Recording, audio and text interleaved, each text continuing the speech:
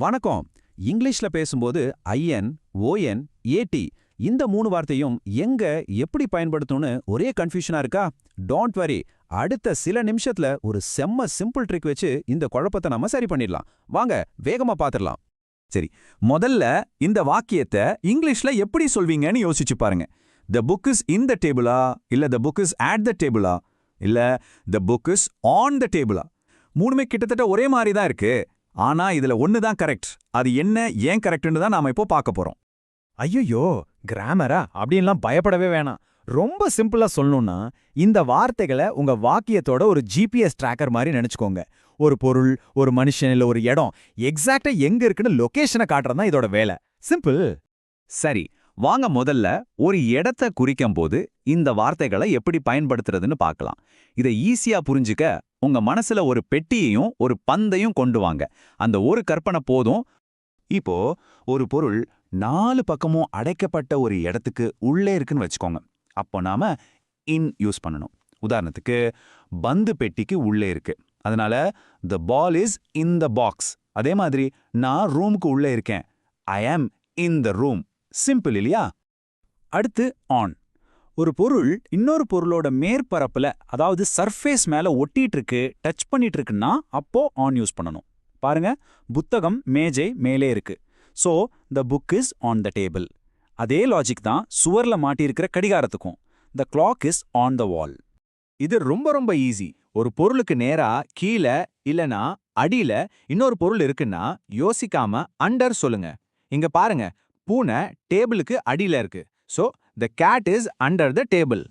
சரி, அப்போ ஆட் எங்கதான் வரும்னு கேக்குறீங்களா? ஒரு பொருள் ஒரு இடத்துக்கு உள்ளேயும் இல்ல மேலையும் இல்ல, ஆனா சரியா அந்த குறிப்பிட்ட பாயிண்ட்ல அந்த இடத்துல இருக்குன்னா அங்கதான் ஆட் வரும்.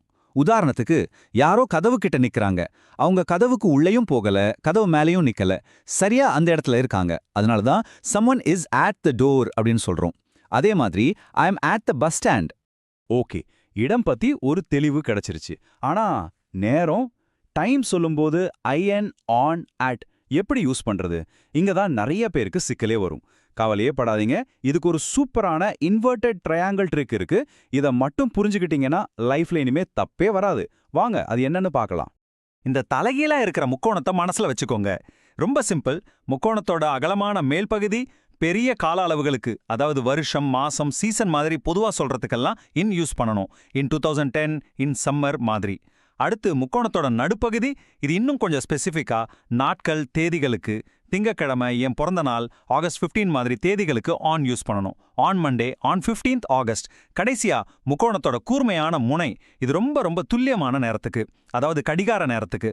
அங்க ஆட் யூஸ் பண்ணணும். at 5 PM at midnight. அவ்வளவுதான். நாம இப்போ கத்துக்கிட்ட எல்லாத்தையும் ஒரே இடத்துல சுருக்கமா பார்க்கலாமா? இதோ உங்களுக்கான ஒரு பக்கா ஷீட். டக்குன்னு ஒரு ஸ்கிரீன்ஷாட் எடுத்து வச்சுக்கோங்க, எப்ப வேணாலும் யூஸ் ஆகும். சிம்பிள் லாஜிக் தான். இடத்துக்கு உள்ளே இருந்தா இன், பெரிய கால அளவுக்கும் இன். ஒரு சர்ஃபேஸ் மேலே இருந்தா ஆன், குறிப்பிட்ட நாட்கள் தேதிகளுக்கும் ஆன்.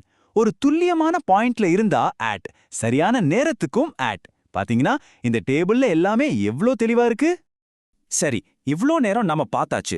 இப்ப நீங்க எவ்ளோ தூரம் கத்துக்கிட்டீங்கன்னு பார்க்கலாமா? ஒரு சின்ன டெஸ்ட். நீங்க தான் பதில் சொல்லணும். ரெடியா? இப்போ ஸ்கிரீனை பாருங்க. The pen is dash the table. இந்த காலி இடத்துல ஐஎன் வருமா, ஓஎன் வருமா, இல்ல ஏடி வருமா? யோசிச்சு உங்களுக்கு என்ன தோணுதோ அதை மறக்காம கீழே கமெண்ட் பண்ணுங்க. எல்லாரும் கரெக்டா சொல்றீங்களான்னு பார்ப்போம்.